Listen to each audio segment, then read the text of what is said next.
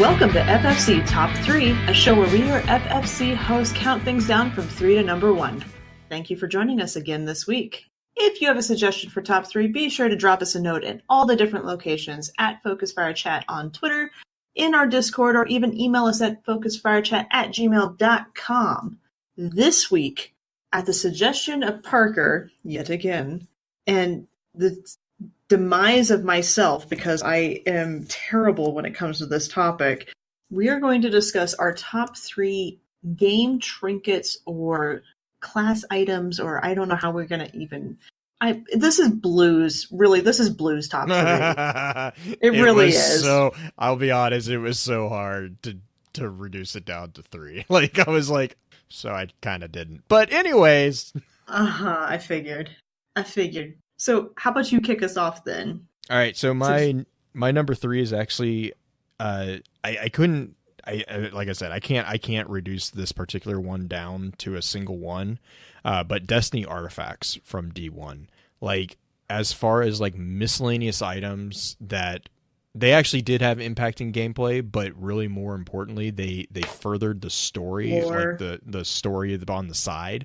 Like, oh my gosh, you had like the Numinous Web, Leaf of the Bleeding Tree, Flammel Crest, the Hezen Totem, which was just an amazing one. We talked a little bit last week about the Kong of Wei-Ning, which, speaking of which, actually, I don't know if you guys saw, Hedge posted some artwork of the Wei-Ning's armor, and it had the Kong embedded in the chest piece.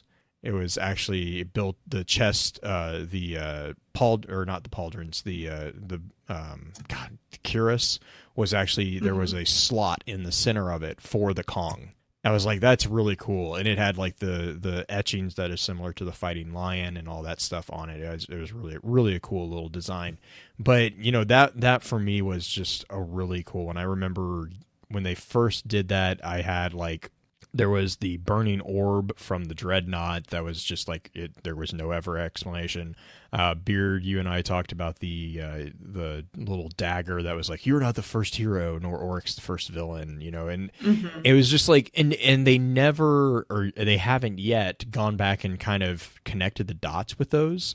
There was like the whispering orb that you're pretty sure you've seen Shaxx whispering into an orb just like this one that you found that was connected to Osiris, and like the just like the crazy theories that came about as some of those like tidbits. You had like Dredgen Yor's Rose, which we all call the irradiated cabbage, and then like the Hezen Totem, which is a really cool one. It talks about how like can't machines change like a human can, because it's the Hezen collective from the Vex, and like all this, like just these little nods to here and there, really for me kind of encapsulates the entire point of what trinkets, minor items, whether those are collectibles or non-collectibles, which we'll get into when I start talking about Elder Scrolls, because there's some items from Elder Scrolls that are really cool, but aren't necessarily always collectible. Like you can't actually get them, but they are there just again to flavor the world and to make it more immersive. And yeah, Destiny artifacts, I think by far it's one, and it's funny that it's in a first person shooter, which I think is a part of what makes them actually a little bit more impactful, was that this is normally a genre that is very very linear. It's very straightforward what's going on, and then you had these like little, it's very traditional Bungie-esque. Green, you and I have talked about the little strings that they leave out, so they can tug on them later. Yes. If you want to see the just, rat's nest of loose ends that is in the Destiny universe currently, go look up the artifacts from D1, because 95% of them have not been touched, and they can lead to some really cool quests and really cool storylines if they ever do want to go back and touch on them. Honestly, they would be great tabletop RPG starters for Destiny. Oh yeah, and that's part of the reason why actually I really like trinkets, is because that's what I grew up playing, is tabletop RPGs. So like in one of my, I know it's weird, but one of my favorite parts of getting ready for a D&D session was gearing out my adventure, because you just like it's one of those, again, it's the immersiveness. It's just one of those things that you're like, hey, I want to take this and this, and you probably need this, and then finding inventive uses for stuff was always the fun thing. Like, we I Mm-hmm. can't tell you how many random times we'd get out of trouble in a D&D game because we had string and a bell, like just like the most mundane things ever, and because you can think of an inventive way to use it, it's fair game. And so that's kind of Right. the cool thing about the artifacts. And then, like, I mean, they Destiny did a good job with the artifacts in D1 in that they did actually augment some play styles. I'm thinking predominantly with Rise of Iron, the Lords of Iron shields that you could Mm-hmm. use. That was I think that was an amazing blend of both functionality and just really cool in like little flavor text. Like, that's really all it was. It was just flavor text, and they unlocked a little buff, and all of a sudden you got to experience the friendship is magic power of Teamer, and all that. So I don't know. I can go on about the artifacts because it's just, to me, that was like the perfect blend of functionality and like teasing story. Mm-hmm. Yes. And some of mine are actually, one of mine is actually Oh, an item, an yeah, artifact. sorry. Black It's Flag. okay. Black Flag mentions the odd colored cube. Yes. Yes. I want to know that story. That is Galida Tuyet's. She brought back a cube from, basically, so the odd colored cube is where we get introduced to another warlock by the name of Desponia, and her possible connection to Galida. But Galida was the mastermind, tragically, behind the Pocket Infinity.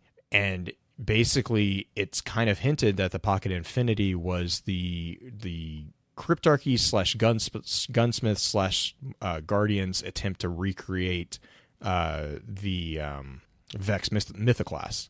And so what she was doing was she was chasing, that ties into her card with the Great Ahamkara Hunt, where she's using the Ahamkara to study the Vex mines. And oh god, who was it? Takeo 3 is like, oh my god, just get it over with. Like, that whole scene is because Galida is obsessed with trying to recreate like the Vex Mythoclast Plan C, that kind of concept, the pocket. And so, but that's actually ultimately Galida's undoing, is because the fire team Tuyet was basically a doomed fire team that found they were destroyed on Venus, and they were destroyed researching the weapon. I can't remember if it was Plan C, or was it Plan C, or was it Pocket Infinity? I can't remember It which was one it was. Pocket Was it Infinity. Pocket That's the Infinity? one that we unfortunately no longer have available to us in Destiny, like at all. Yeah. But Plan C is was a no name in a lot of rights. Yeah, because That just I had the can. I backup always. perk, and that was Yeah, it. no, I always blend those two. But yeah, so like the odd color cube is a nod to her obsession with the Vex, in that it's one of the little duckling cubes. Right. If you remember those from the, was it Pantheon, Yep. the little cubes that like ran around, and you technically could shoot them, actually, in some You of them. can Can you do still shoot them? so on IO as well. Yep. Okay. Uh, but yeah, so like it was one of those, but it was, instead of blue, it was pink. And Right. it's just like, and all it is like, it's a quote from, I think it's a quote from Desponia that's like, I never knew why she brought this back. Like, that's Right. it. And I'm like, oh my god, like, this is just one of those loose threads that, yes, it needs to. Oh my god, it just, the, again, kind of going green. What you're saying is like a venture starter, anybody, like, Hmm. or a plot Well, I hook think or whatever. further information, of course, on Galida in general would Oh god, yeah. I'm be extraordinarily helpful. We get that little bit, as you mentioned, with the Kara stuff. I Yeah, was so I'm excited to actually get willing that bit. to. I was like, "Oh, you haven't forgotten her." Yes. Yeah, I'm willing to carry this on a little bit more, because for me, number 3, I have to honestly just de facto still go with Destiny as well. I'm pretty sure that like all of us can kind of say the same thing, Hmm. if I'm being honest. I don't think that another game has done it as grossly as what Destiny has done, at least with the first game. The second one, of course, gets rid of a lot of it. They still have some stuff that they kind of play with, And of course they give a little bit more towards like your emblems, your sparrows, and your ghost shells, but you don't get that connection without having the actual artifact sitting on your character. It definitely is a missed function. It just made everything so imbalanced, which I completely understand. I know there was a lot of stuff in there from a mechanics perspective that they had to go ahead and work out, and it was a nightmare to say the least. But Blue, you pretty well already covered most of the ones that I think I used to use all the time. Obviously playing pretty well Warlock and only Warlock. I was pretty well limited to only a few of them, but I know the sins of not Ulantan. I almost always do that. It's Aminton or something. Umantan. Yeah, it's really close to Ulan. It's very but it well, isn't. and it's got the dash ton at the end, which was also Right. like God alarm bells. Anybody? Right. I gotta say, it makes you wonder like where the ton comes from in a lot of rights. But yeah, that one was super interesting. And it's kind of funny too because most of them, of course, were introduced over Taken King. So the majority of what we have is kind of biased more towards Hive lore and whatnot, or Hive stories and so on. There is I'm in Tin. I know the one you're thinking of. There is the scrolls, I think, of I'm in Tin. And there's also but a this mask. one, yeah, the I'm in Tin mask from D2 now. Yeah. But yeah, there are a couple of different things that sort of exist in that same general vicinity. But yeah, we could I think almost have a full episode surrounding Just some of the the mysteries Destiny on the items. artifacts and Yeah, I everything. think so too. Yeah, Sins of Karadtan. Sitsukurantan, that's right. For you are not the first Yeah, hero, it's- nor even Oryx the first villain to meet upon this planet. It's That was the one you it's quoted the- before we started. Yeah, it's the bone dagger. That's like I'm like, Yep. God, what is this? Yeah. It's so funny because you guys are talking about so many different ones, and I used only a few class items or those artifacts or anything like that, and especially once Rise of Iron happened, I never sure. took off my what was it, Shield of Perun? Yeah. I don't think because I wanted the unlimited sprint. Darn it! Right. And so. Or it wasn't Perun, it was Yolder that had the sprint. Yeah, Perun Yolder was Perun was the increased awareness of the it's supers. locations or something, right? Yeah, It was the something. information Yeah, about the supers. yeah. It was but like I never took those off after we got them because it's just like it was just too good. And that's kind of how I tend to view most of my items when it comes to Destiny. Is just like I am a fashionable person. Yes, there are things that I am very adamant about wearing, but Right. it's function first, fashion second for me. Unlike I'm some gonna people say- I know. I fit into that bill pretty well as well because I think I pretty well use galleons like all the time. I was one of those people, but Galleons is really it just made sense to use it. Honestly, Yeah. it was a very good artifact. It- But yeah, the Iron Lord stuff when that was introduced, the amount of like Taken King lore that we otherwise ended up getting, the amount of additional lore that we ended up getting from Taken King era and whatnot was just incredible with what they ended up doing from the artifacts as a whole. Always just super interested with what they were going to do with them. And then Yours the couple that they cabbage? did with Siva, the couple that they also linked with who was it with Future War Cult and whatnot as well.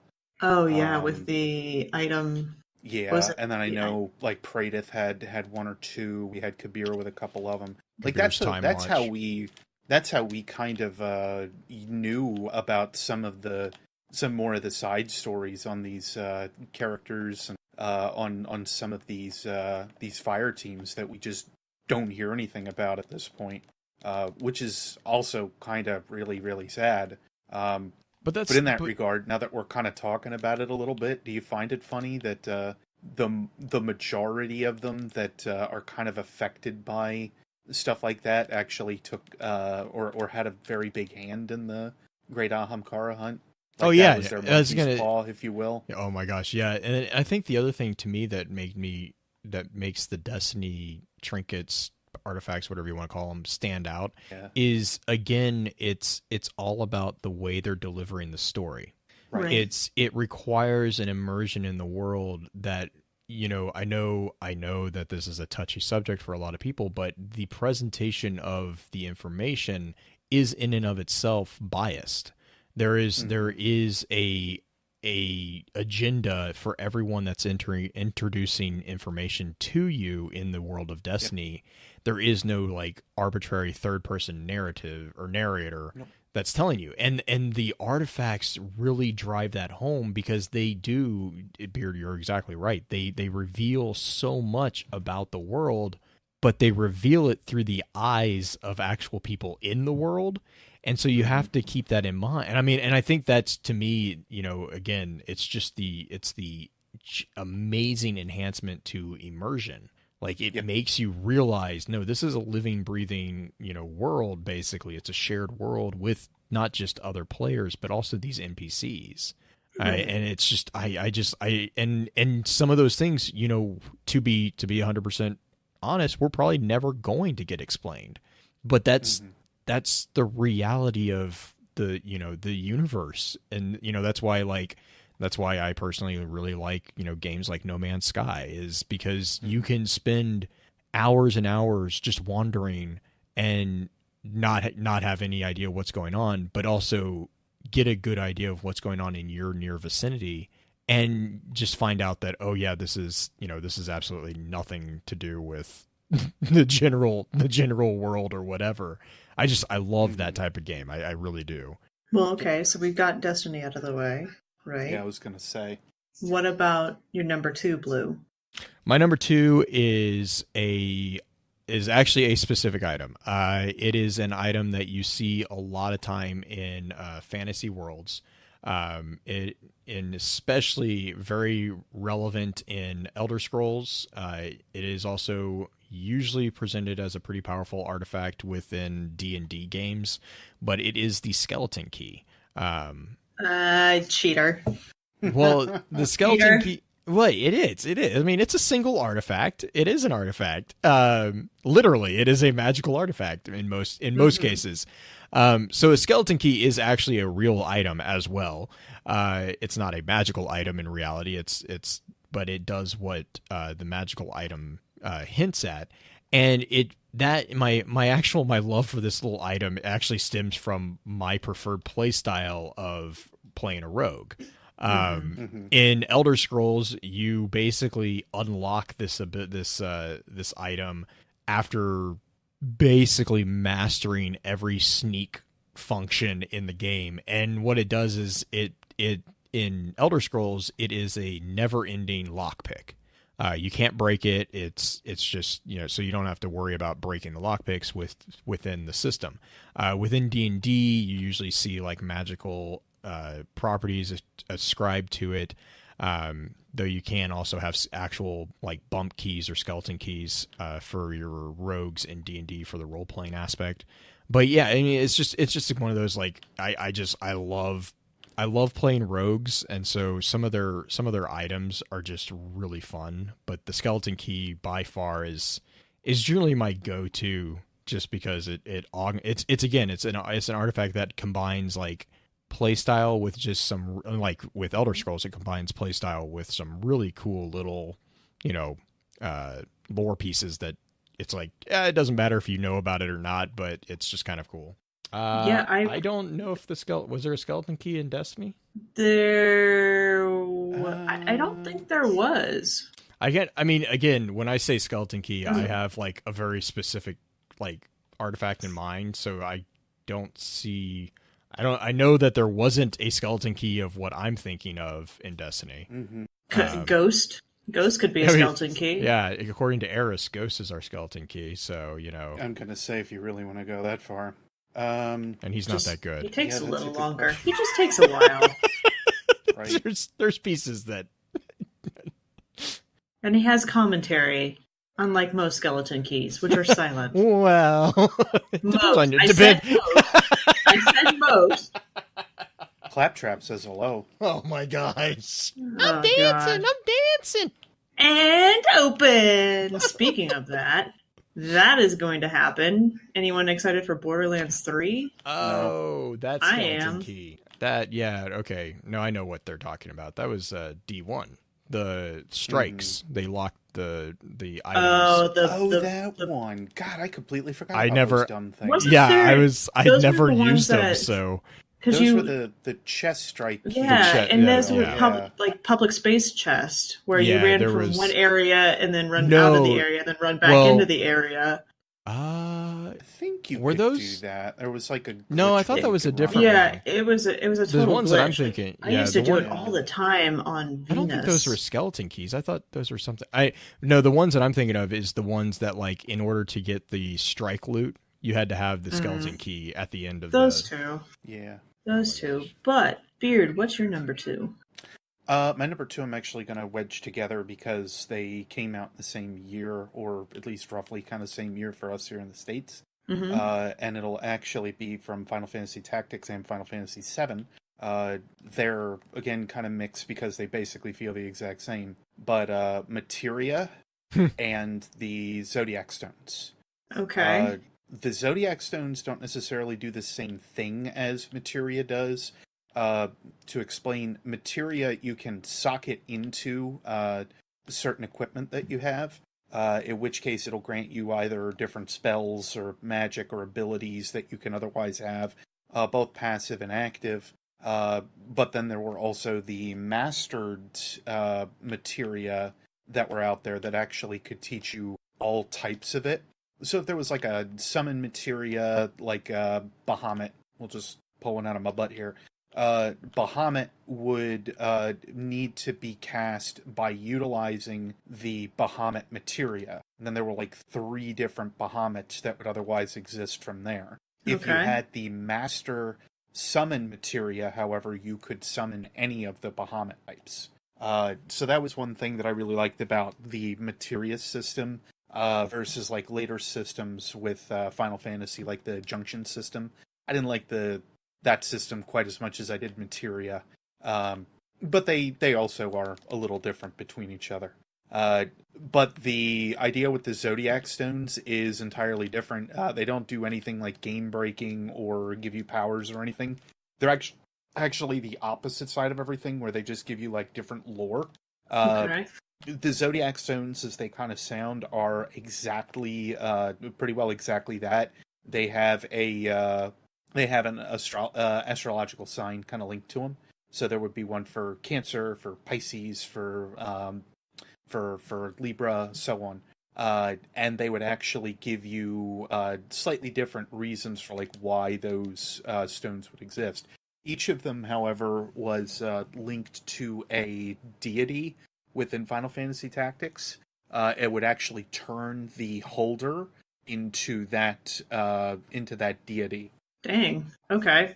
So it gets kind of interesting. But anyway, yeah, I really do like the way that Materia and Zodiac Stones kind of came out about the same time, but they're both super good. Interesting. Okay. Blue and I are too so far on the same mind wavelength. Because my number two is also lockpicks, just normal lockpicks because I am old school. I will suffer my way through those Hey, no. locks. Okay, to be fair, in order to get the skeleton key, you have to suffer your way through Yeah, those you do, locks. you do, and you don't you eventually have to become like a skill level 100 or whatever for Yeah. Usually that's one of the lockpicking. requirements. Yeah. Yeah, It's a slog to get in Elder Scrolls. It's a slog to get the it skeleton is. key, It is, but it's so but it's worth so it. much. Like that's my favorite mini game essentially because Yep. that's exactly what it is.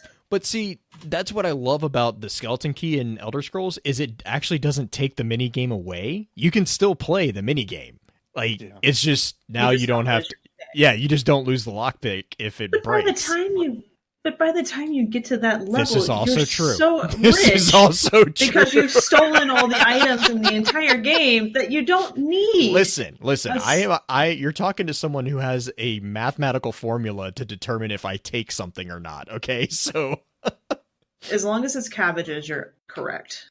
No, well, my thing with Elder Scrolls is if I can sell it for at least 10% of the weight, I will take it. Okay.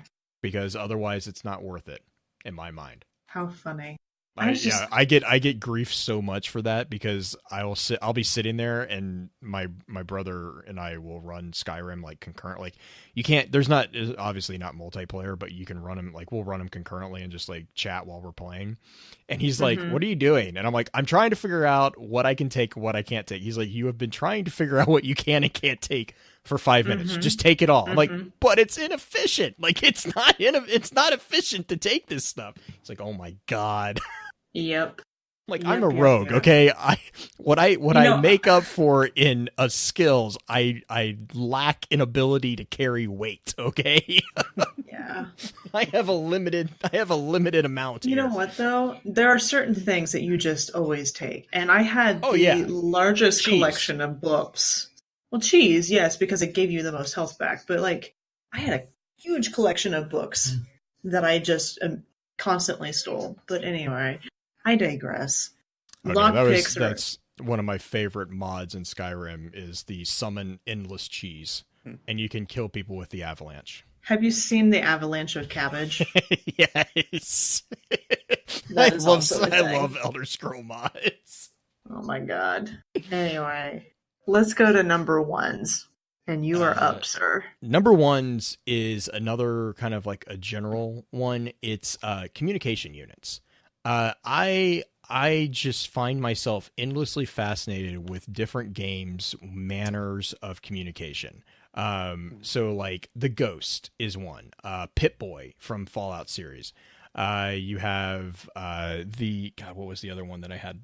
The HUD system in Halo. You know, like just the technology that they have for how communications and how you get information to me is Mm-hmm. just really fascinating. Like just because I love the kind of the creativeness of it.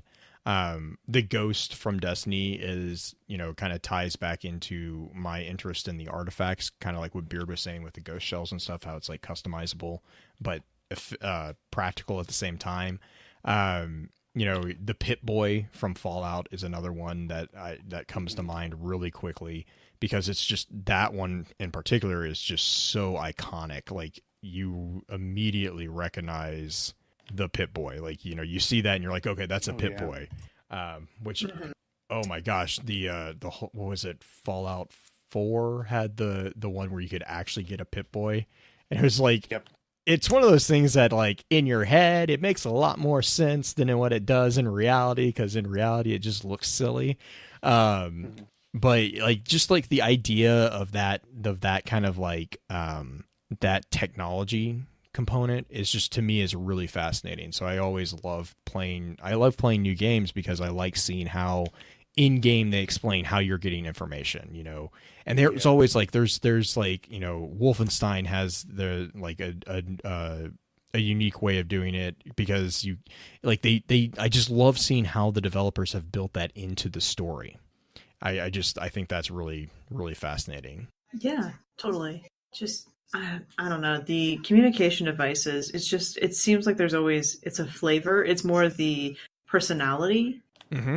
associated with those rather than the actual I don't know screen. Because Right, right. But I mean, like, Black Flag is like, the nanotechnology from Metal Gear Solid. hmm Yeah. It's just, I mean, exactly, and that's exactly why I find it so fascinating, though, is because it's one of those things that's just, it's a really cool blend of individual flavor and practicality. Like, it hmm just, to me, that's really, again, going back to the explanation of in game, because you always get an explanation of in game because it's such an inherently important aspect of the gameplay for Right. the player's immersion into it, that it's always got some really cool, this is where this comes from and this comes from, and it's just, to me, that it's an easy in for the developer to start the immersion process, and then seeing how that process works is just, to me, it's just really fun to delve into. But yeah, you're right. It's usually completely flavor. text based or Mhm. flavor based. Oh, totally. I don't know. It's just one of those things that you don't really think about as being an accessory, but I guess it Mm-hmm. totally is. Oh yeah. Beard, what's your number one? Number one. Sorry. Um, Dying. Ah! yeah, kind of. More like throwing 5 Nova bombs at one time here because I need to. Uh, anyway, number one is actually going to be I think I might be cheating a little bit here for a bit, but like crafting units. Portable Okay. crafting units actually help out way too much. I remember more than anything, I would use them more with like MMOs and whatnot, sure. But the like in World of Warcraft, we would have ones for like portable blacksmithing and whatnot. Mm-hmm. And they were just super helpful to of course create something on the spot. But especially if you were like cooking a meal or something quickly, it really helps Mhm. out a lot. So there are a few pieces in there that really kind of give a hand. Uh, but there are other bits and pieces like being able to craft somebody like a tanking set or a new piece of DPS armor or something like that on the spot was very helpful. Outside of that, though, like there were a couple other interesting ones that I can sort of recall over time, but most of them were like really like MMO related. I feel like those are the ones that really took in the best of it, at least from my experience.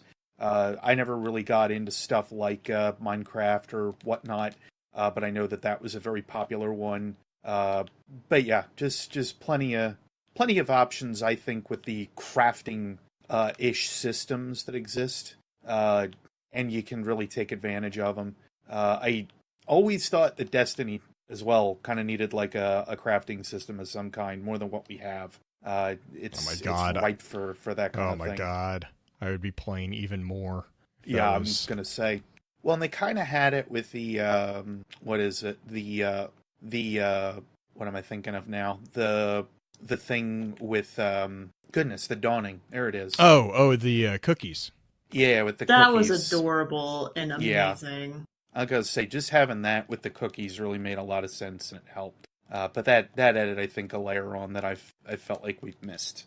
I enjoyed that thoroughly. And Yeah, that's, I mean, like you, I enjoyed any of those kind of crafting mini games, blacksmithing, cooking. Like, I always leveled up my cooking pot and stuff like that whenever I had one. It's just, that's something you do. It's important. It's important. It is. It always has been. It's just, I don't know. It was just always one of my things that I was like, I am going to make. I sent All Blue the actually a cookies. cookbook. I sent Blue Yeah, all the cookies, and I did make that, but I sent Blue earlier the this week Skyrim cookbook. the Skyrim cookbook that had all the different recipes in it. I just And he's remember like, it's my one response was, if they don't have sweet rolls, I'm rioting. yeah, right, but I don't know. It's just one of those fun things about it's so dumb. And Stardew Valley did the same thing. Like I right. loved the freaking fishing in that, and there's no point. It's just a mini game, or it's just like just fun.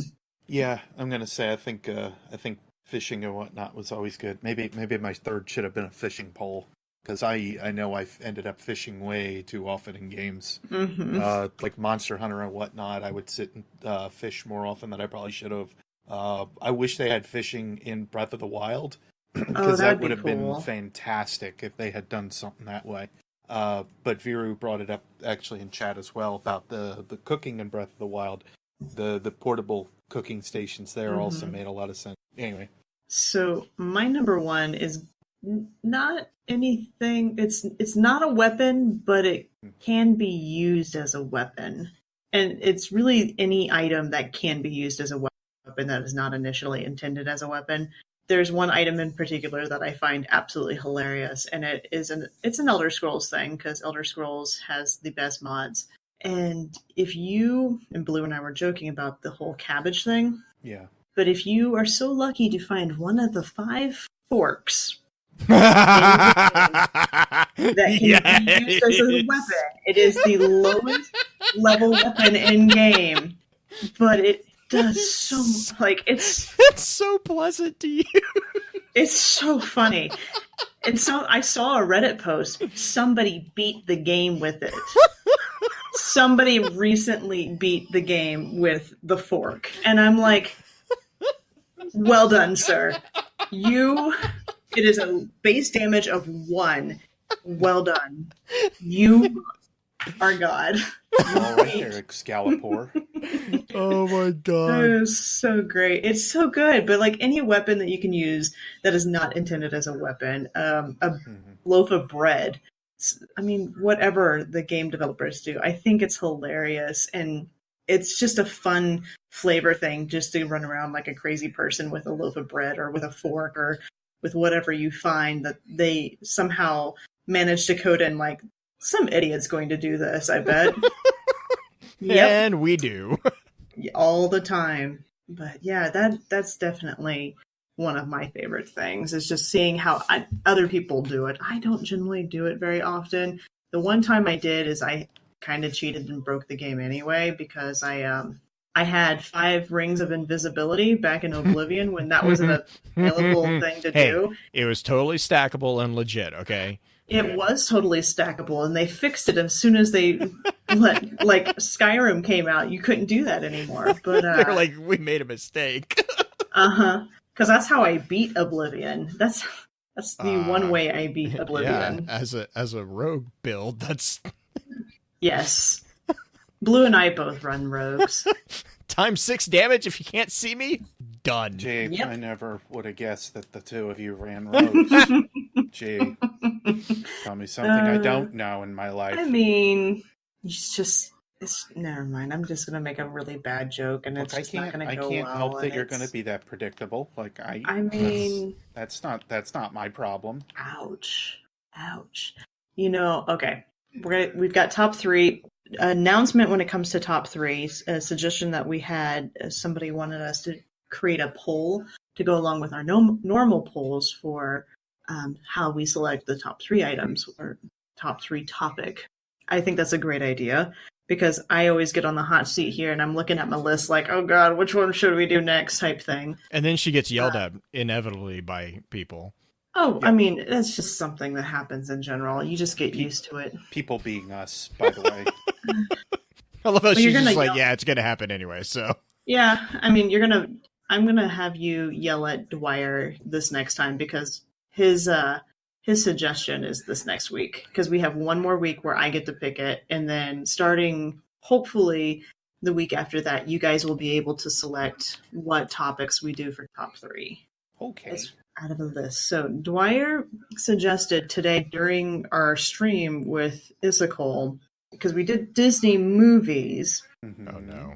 which top 3 Disney songs do you shamelessly sing or like get stuck in your head? Which are the earworms or like you sing type thing?